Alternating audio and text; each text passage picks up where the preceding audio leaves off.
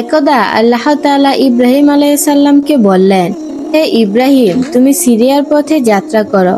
আল্লাহ রাব্বুল আলামিনের আদেশ পেয়ে হযরত ইব্রাহিম আলাইহিস সালাম সিরিয়ার পথে যাত্রা শুরু করলেন। একাধারে পথ চলতে চলতে নমরুদের রাজ্য সীমা অতিক্রম করে অন্য একটি রাজ্যে প্রবেশ করেন। তখন তিনি খাজানা অজানা নামক স্থানে পৌঁছালেন। তখন তিনি লক্ষ্য করলেন এবং দেখলেন দলে দলে মানুষ উত্তম পোশাক পরিধান করে একদিকে ছুটে যাচ্ছে। এমন দৃশ্য দেখে হযরত ইব্রাহিম আলাইহিস সালামের মনে ঘটনাটি জানার জন্য কৌতূহল তৈরি হলো। তখন তিনি জনৈক এক ব্যক্তির নিকট জিজ্ঞাসা করলেন, হে ভাই, দলে দলে মানুষ এত সুন্দর পোশাক পরে কোথায় যাচ্ছে? ইব্রাহিম আলাইহিস সালামের কথা শুনে উক্ত ব্যক্তি বলল, 7 দিন যাবৎ এই রাজ্যের বাদশার একমাত্র কন্যা সাইরা খাতুন নিজের পছন্দ মতো বর নির্বাচন করার উদ্দেশ্যে দেশবাসীকে এক সভায় উপস্থিত হওয়ার জন্য আহ্বান জানিয়েছে। সেই মর্মে হাজার হাজার মানুষ সুসজ্জিত বেশে রাজদরবারে উপস্থিত থাকে। এখন পর্যন্ত রাজকন্যা কাউকেই পছন্দ করেনি। যতদিন পর্যন্ত সে বর পছন্দ না করবে ততদিন পর্যন্ত এভাবে বৈঠক অনুষ্ঠিত হতে থাকবে। অতঃপর হযরত ইব্রাহিম আলাইহিস সালাম এই কথা শুনে ওই বৈঠকে উপস্থিত হওয়ার জন্য ইচ্ছা পোষণ করল। নবী ইচ্ছা পোষণ করার সাথে সাথে আল্লাহ রাব্বুল আলামিন ইব্রাহিম আলাইহিস সালামকে আদেশ করলেন, হে ইব্রাহিম, আপনিও উক্ত বৈঠকে উপস্থিত হয়ে যান। আর শুনে রাখুন, আমার ফয়সালা হলো এ দেশের রাজকন্যাকে আমি আপনার সাথে বিবাহের ব্যবস্থা করে দেব। আল্লাহর হুকুম পাওয়া মাত্রই ইব্রাহিম আলাইহিস সালাম বৈঠকে যাওয়ার জন্য ইচ্ছা পোষণ করলেন। অতঃপর তিনি অন্যান্য যাত্রীদের সাথে আস্তে আস্তে রাজদরবারের দিকে রওনা হলেন। অল্প সময়ের মধ্যেই তিনি রাজদরবারে এক বিশাল জনসমাজে এসে উপস্থিত হলেন। উপস্থিত হওয়ার পর হযরত ইব্রাহিম আলাইহিস সালাম লক্ষ্য করে দেখলেন উক্ত বৈঠকে এত পরিমাণ লোক উপস্থিত হয়েছে যে সামনের আসনে তো দূরের কথা, মাঝেও কোনো ফাঁকা জায়গা বাকি নেই। তখন হযরত ইব্রাহিম আলাইহিস সালাম উক্ত মজলিসের একেবারে পিছনে গিয়ে অবস্থান করলেন। কোনো রেওয়াতে এভাবে বর্ণিত হয়েছে যে হযরত ইব্রাহিম আলাইহিস সালাম মজলিসের জায়গা না পাওয়ার কারণে তিনি একটি খেজুর গাছের নিচে গিয়ে আশ্রয় গ্রহণ করলেন। অতঃপর কিছু সময় পর দেখা গেল অপূর্ব সুন্দরী এক রাজকন্যা তার সহচারীদেরকে নিয়ে সমাবেশের মঞ্চে আসন গ্রহণ করলেন। তিনি মণিমুক্তা খজ্জিত একটি তাজ হাতে নিয়ে জনসমাজে হাঁটতে শুরু করলেন। এক এক করে সকল প্রার্থীকে দেখে যেতে লাগলেন। এভাবে সমাবেশের সকল মানুষের লাইন পাড়ি দিয়ে একেবারে শেষ প্রান্তে এসে উপস্থিত হলেন। এরপর হঠাৎ করে রাজকন্যার দৃষ্টিতে নিপতিত হলো হযরত ইব্রাহিম আলাইহিস সালামের দিকে। কেননা হযরত ইব্রাহিম আলাইহিস সালামের কপালের মধ্যে ছিল নূরে মুহাম্মদ সাল্লাল্লাহু আলাইহি সাল্লাম। সেই নূরের আলোতে সমাবেশের সকল জায়গা যেন ঝলমল করতে লাগলো, যার কারণে রাজকন্যার দৃষ্টি পুরো সমাবেশের কারো উপরে নিপতিত হয়নি, শুধুমাত্র হযরত ইব্রাহিম আলাইহিস সালামের দিকেই তার দৃষ্টি নিপতিত হয়েছে। এরপর রাজকন্যা আস্তে আস্তে হযরত ইব্রাহিম আলাইহিস সালামের সামনে গিয়ে উপস্থিত হলেন। হযরত ইব্রাহিম আলাইহিস সালামের কপালে যে নূর ছিল সেই নূরের উজ্জ্বলতায় রাজকন্যা আকৃষ্ট হয়ে গেলেন এবং এক নাগাড়ে বেশ কিছু সময় ইব্রাহিম আলাইহিস সালামের দিকে তাকিয়ে রইল। এরপর রাজকন্যা মণিমুক্তা খজ্জিত তাজটি হযরত ইব্রাহিম আলাইহিস সালামের মাথায় পরিয়ে দিলেন। রাজকন্যা যখন মণিমুক্তা খজ্জিত তাজটি হযরত ইব্রাহিম আলাইহিস সালামের মাথায় পরিয়ে দিলেন, তখন সাথে সাথে পুরুষ মজলিসের মধ্যে হাততালি দেওয়া শুরু হয়ে গেল। সহচারীগণ ও প্রহরীরা সকলে এসে হযরত ইব্রাহিম আলাইহিস সালামকে তুলে নিয়ে গেল এবং রাজকন্যার আদেশে তাকে উত্তম রূপে গোসল করানোর জন্য একটি রুমে নিয়ে গেল। এরপর রাজদরবারে গিয়ে কিছু সংখ্যক কর্মলোককে রাজার কাছে সংবাদ পৌঁছালো তার একমাত্র কন্যা বিবি সাইরা বর পছন্দ করেছেন। এই কথা শুনে রাজা অত্যন্ত খুশি ও আনন্দিত হয়ে গেলেন এবং তিনি ঘোষণা করলেন অল্প সময়ের মধ্যে রাজকন্যার বিবাহ সম্পন্ন করা হবে। এরপর রাজদরবারে সকলকে উপস্থিত হবার জন্য দাওয়াত দেওয়ার আদেশ প্রদান করলেন।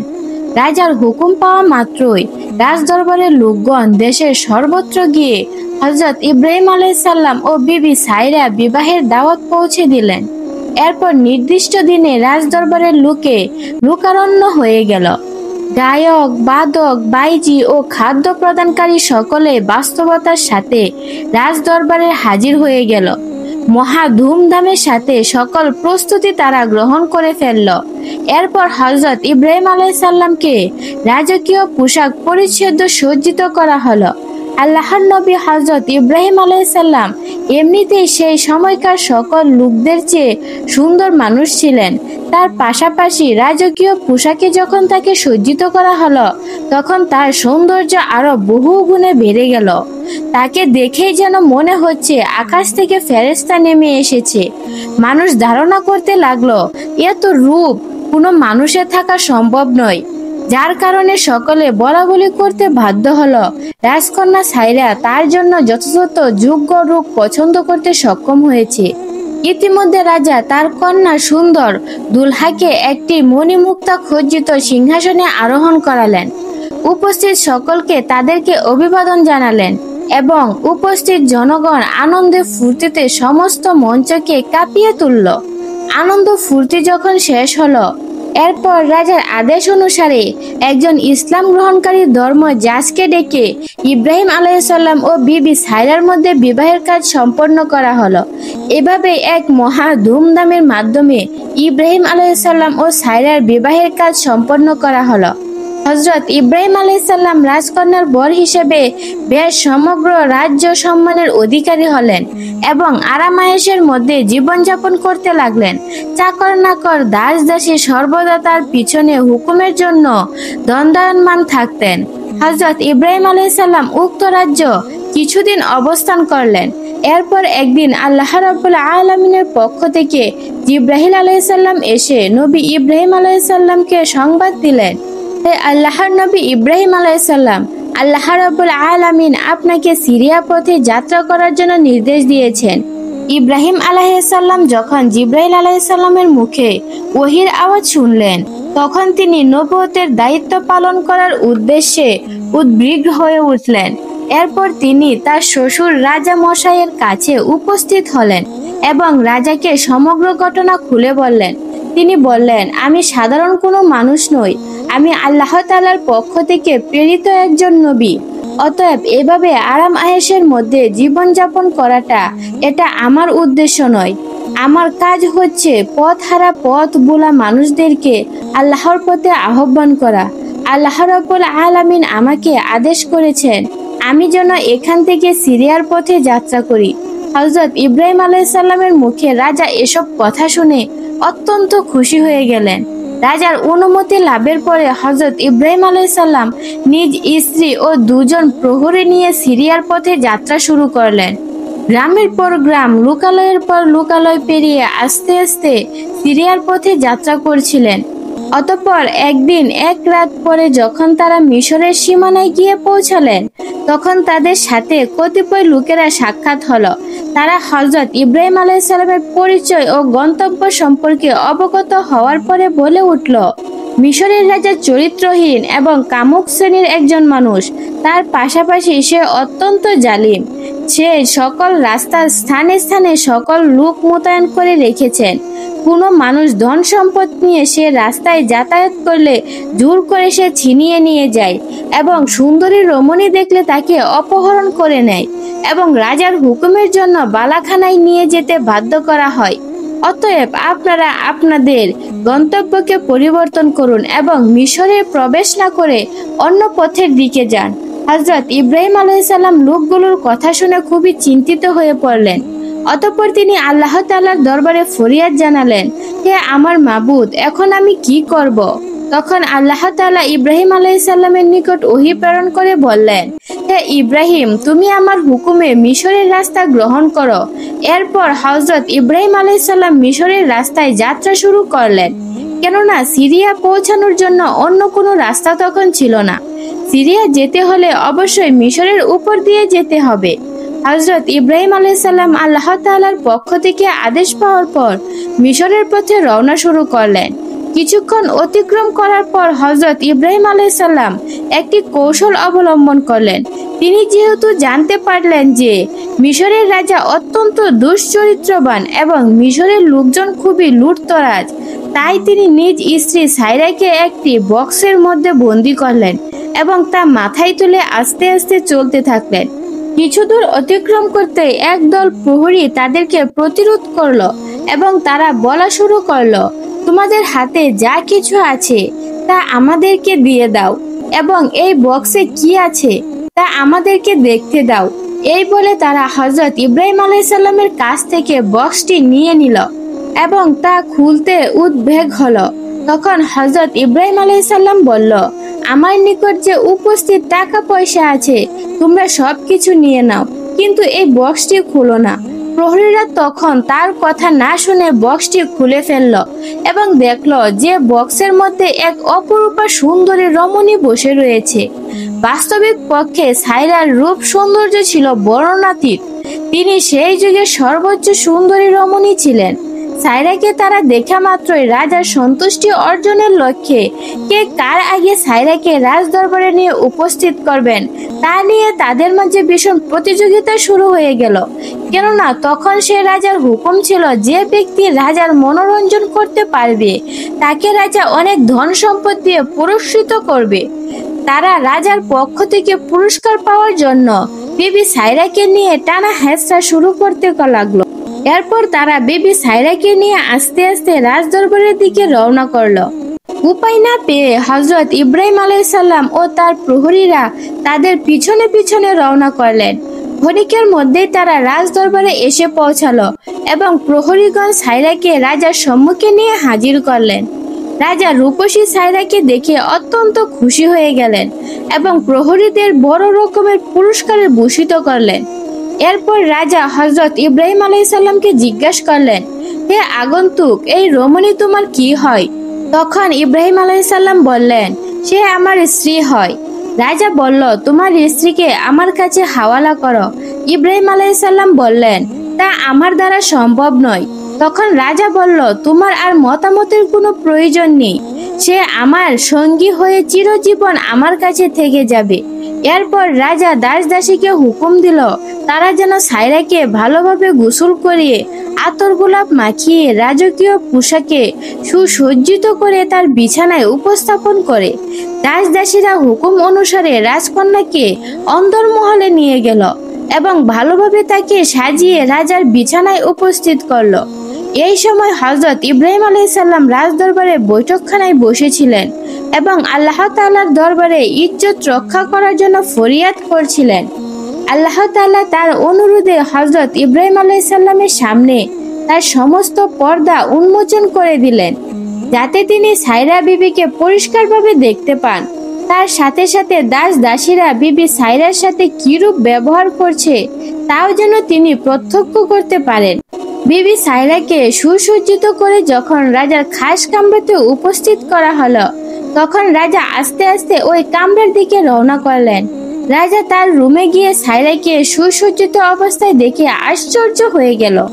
এত সুন্দর কোন রূপসী এরপরে তিনি আর আগে কখনোই দেখেনি, যার কারণে বিবি সাইরার সৌন্দর্য দেখে তিনি বলে উঠলেন, হে সুন্দরী রূপসী, তুমি আমার কাছে এসো। তোমার মতো এত সুন্দরী রূপসী নারী আমি আমার জীবনে আর কখনো দেখিনি। তোমাকে আজকে আমি আমার উপভোগের সামগ্রী পেয়ে নিজেকে ধন্য মনে করেছি। এই বলে সে সাইরার গায়ে হাত দিতে অগ্রসর হলো। ঠিক এমন সময় আল্লাহর গজবে রাজার দুই হাত অবশ হয়ে গেল। তখন রাজা আর সেই জায়গায় স্থির হতে পারল না, সে পিছনের দিকে চলে আসলো। এই সময় রাজা সাইরাকে লক্ষ্য করে বলল, হে সতী নারী, তুমি আমাকে মুক্তি দাও, আমার বিপদ দূর করো, আমাকে মুক্তি দাও, আমি আর তোমাকে কখনো স্পর্শ করব না। রাজার কান্নাকাটি দেখে সাইরার মনে দয়ার সঞ্চার হলো। তখন সাইরা আল্লাহ তাআলার দরবারে ফরিয়াদ করলেন, হে আল্লাহ, তুমি রাজাকে হেদায়েত দান করো এবং পরিপূর্ণ সুস্থতা দাও। সাইরার দুয়ায় আল্লাহ রাব্বুল আলামিন রাজার হাতকে পরিপূর্ণ সুস্থ করে দিলেন। এরপর দীর্ঘ সময় রাজা সাইরার সম্মুখে বসে রইল।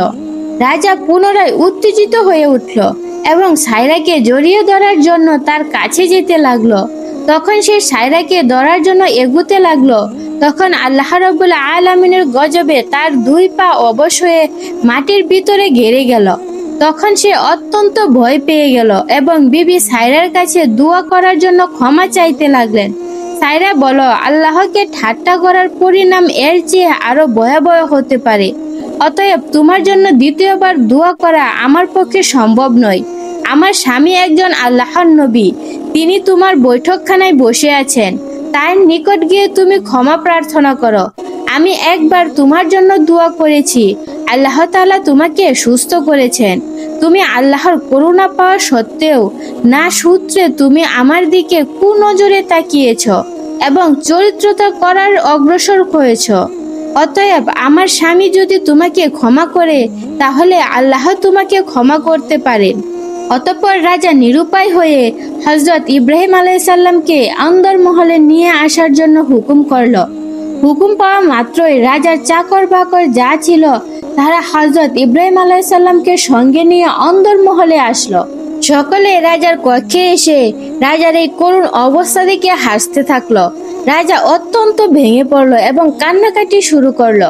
অতঃপর হযরত ইব্রাহিম আলাইহিস সালামকে লক্ষ্য করে বলল, হে আল্লাহর নবী, আমি আপনাকে চিনতে পারিনি, আমি আপনার পরিবারকে চিনতে পারিনি, যার কারণে আপনাদের সাথে বেয়াদবি আচরণ করেছি। আকাশের খোদার দোহাই, আপনি আমার জন্য দোয়া করুন, আল্লাহ যেন আমাকে ক্ষমা করে দেন, এরপর পরিপূর্ণ সুস্থতা দান করেন। এরপর হযরত ইব্রাহিম আলাইহিস সালাম আল্লাহ তাআলার দরবারে তার হেদায়েত ও সুস্থতার জন্য দোয়া করলেন। ইব্রাহিম আলাইহিস সালামের দোয়া করার সাথে সাথে রাজা সুস্থ হয়ে গেল এবং তার শরীরের যে অংশ মাটিতে গেড়ে গিয়েছিল সেই অংশ পুনরায় ঠিক হয়ে গেল।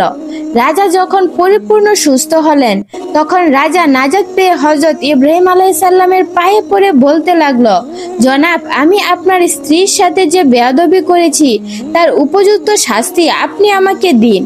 আমি আমার জীবনে আর কোনোদিন কোনো অন্যায় কাজে লিপ্ত হব না। আপনি আমাকে তওবা করান এবং আমার জীবন ভিক্ষা দিন। এই বলে রাজা চিৎকার করে কান্না আরম্ভ করে দিল। হযরত ইব্রাহিম আলাইহিস সালাম রাজার কাকুতি মিনতি শুনে স্থির থাকতে পারলেন না। তিনি 2 রাকাত নামাজ পড়ে উক্ত রাজার জন্য ক্ষমা প্রার্থনা করলেন এবং তাকে মন থেকে ক্ষমা করে দিলেন। উক্ত রাজা ও বিবি সায়রা ইব্রাহিম আলাইহিস সালামের মর্যাদা দেখে বিস্ময়ে হতবাক হয়ে গেল এবং সে ইব্রাহিম আলাইহিস সালাম ও বিবি সায়রাকে মহামানব ভেবে বসল, যার কারণে সে তাদেরকে উচ্চ জায়গায় শাহী মহলে অবস্থান দিয়ে দিল। অতঃপর ইব্রাহিম আলাইহিস সালাম উক্ত রাজদরবারে সম্মানের অধিকারী হলেন। অতঃপর রাজার একজন উপদেষ্টা হিসেবে নিজেকে নির্ধারণ করলেন। ইব্রাহিম আলাইহিস সালাম চিন্তা করলেন, যদি উক্ত রাজাকে বিপূর্ণ ইসলাম শিক্ষা দেওয়া যায়, তাহলে তার দ্বারা মিশরের সমস্ত জায়গায় ইসলাম প্রচার করা সম্ভব হবে।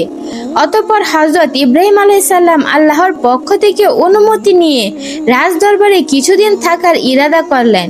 আল্লাহ রাব্বুল আলামিন নবীর দোয়া কবুল করলেন এবং কিছুকাল মিশরে থাকার অনুমতি দিয়ে দিলেন। তখন হযরত ইব্রাহিম আলাইহিস সালাম রাজপ্রাসাদে অবস্থান নিয়ে রাজ্যের গুরুত্বপূর্ণ বিষয় নিয়ে রাজাকে উপদেশ দিলেন। রাজ্য থেকে দুর্নীতি, অবিচার, জুলুম, অপহরণ চিরদিনের জন্য কিভাবে বন্ধ করতে হয়, আল্লাহর আইন অনুযায়ী যেন দেশে সকল কাজ পরিচর্যা হয় তার জন্য আদেশ করলেন। রাজা নবীর কথা প্রদর্শন করে আল্লাহ তাআলার দরবারে কৃতজ্ঞতা পোষণ করে ইসলাম ধর্ম গ্রহণ করল এবং দলে দলে লোকজন হযরত ইব্রাহিম আলাইহিস সালামের হাতে হাত রেখে ইসলাম ধর্ম গ্রহণ করলেন। সুবহানাল্লাহ। ইব্রাহিম আলাইহিস সালামের মাধ্যমে মিশরে পরিপূর্ণ ইসলাম প্রচার হওয়ার পর কোনো একদিন হযরত ইব্রাহিম আলাইহিস সালাম রাজার নিকট তাফসীর করলেন, হে রাজা মহোদয়, আল্লাহ রাব্বুল আলামিনের হুকুম বাস্তবায়নের জন্য আমাকে বিদায় নিতে হবে। আপনার যদি অনুমতি হয় তাহলে আমি সিরিয়ার উদ্দেশ্যে রওনা করতে চাই।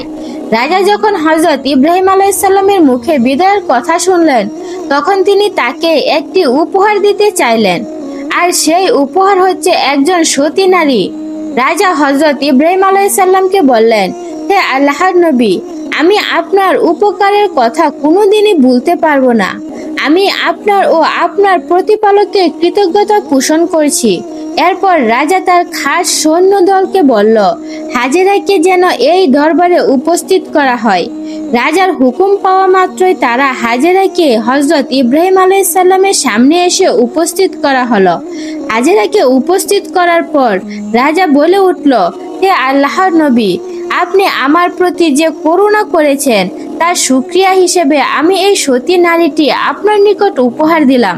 প্রিয় দর্শক, এই হাজেরা হচ্ছে ওই মহিষী নারী যার ঘরে হযরত ইসমাইল আলাইহিস সালামের জন্ম করেছিলেন এবং তাকে কেন্দ্র করে এই সাফা, মাওয়ার, সাইদ ও ঝমঝম কূপের ইতিহাস রচিত হয়েছে এবং যার বংশে আমাদের পেয়ারা নবী রাসূল আকরাম সাল্লাল্লাহু আলাইহি সাল্লাম তাফসীর এনেছেন।